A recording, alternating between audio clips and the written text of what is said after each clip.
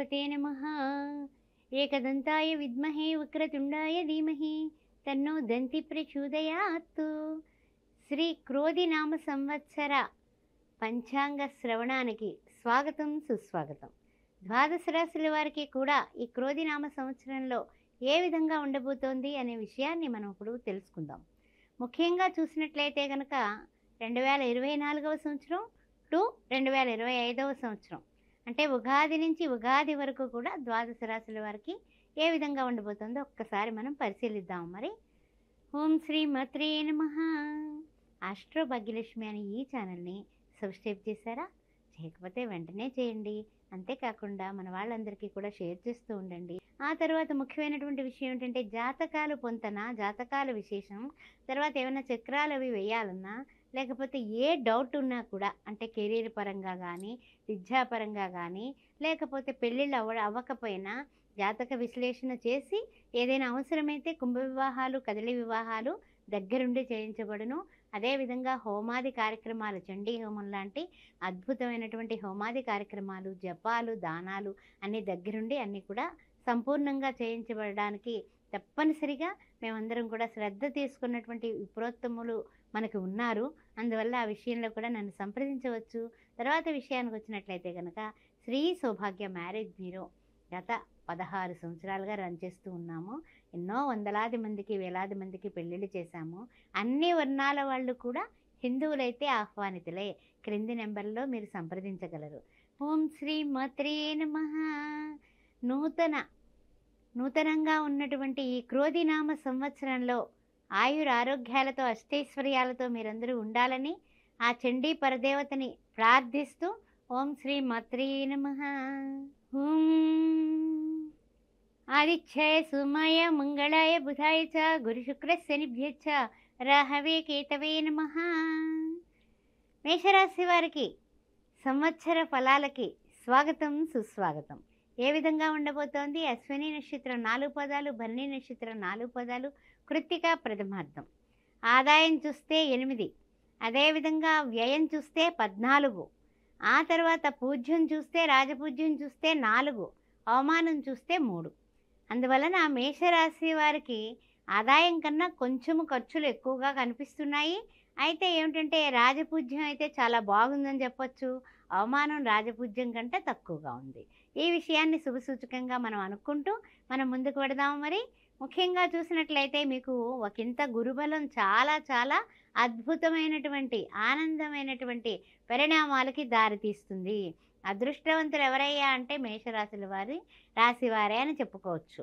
అదేవిధంగా అన్ని విధాల అనుకూలంగా ఉంటూ అన్ని విధాలుగా బాగున్నప్పటికీ కూడా శని భగవానుడి వల్ల, రాహు వలన, కేతు వలన అంటే ఏమిటి, వ్యయంలో రాహు ఉన్నాడు.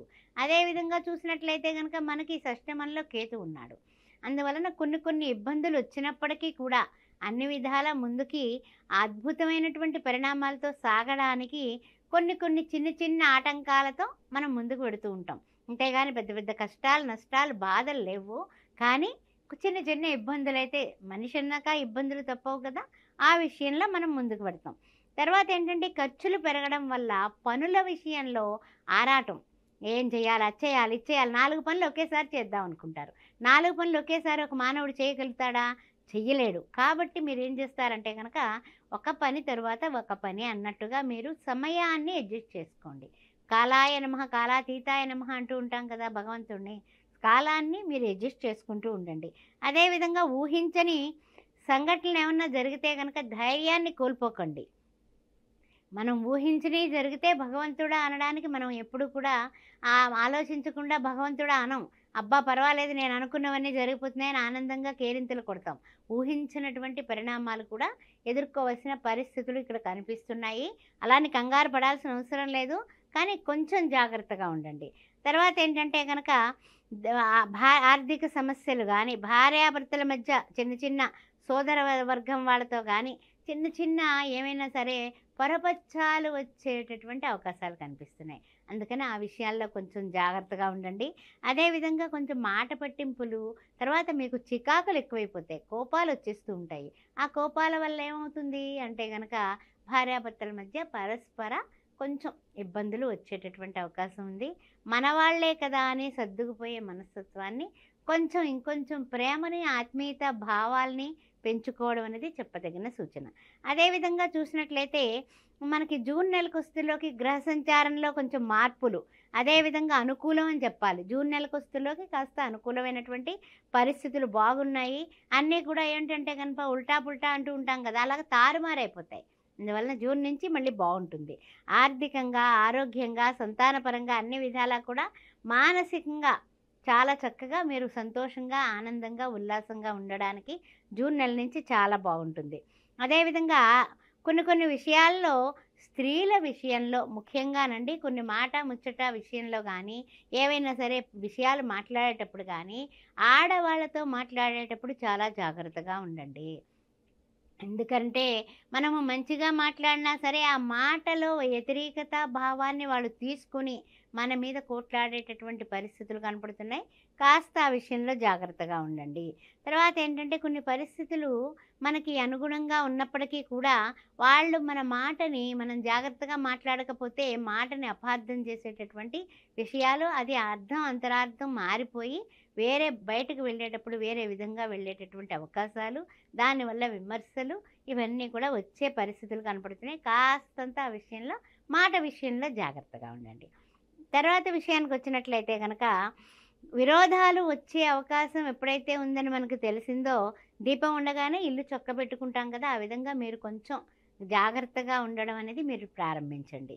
అదేవిధంగా చూసినట్లయితే కొంచెం తీర్థయాత్రలు అలాంటివి చేయడానికి అవకాశం కనపడుతుంది. అదేవిధంగా కొన్ని విషయాల్లో విద్యార్థులు చదువులో రాణిస్తున్నారు కదా అని వదిలేయకండి.